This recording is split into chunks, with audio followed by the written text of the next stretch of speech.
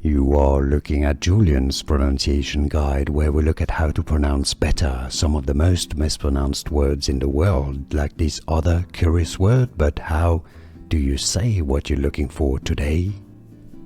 We are looking at how to pronounce this word, and we'll be looking at how to say more confusing vocabulary too many people get wrong in English. Stay tuned to the channel. Wreath. Wreath. So you could consider the beginning to be simply an R. It's not wreath, but just like an R. Then a double E, long E sound, and then a th sound. Wreath. It's easy, right? Wreath. And now you know. More videos for you here to learn more. See you there. Thanks for watching. Here are more videos on how to pronounce more confusing words and names too many mispronounced. Like this video if you found it useful. I appreciate your support. I'll see you soon, and thanks for watching.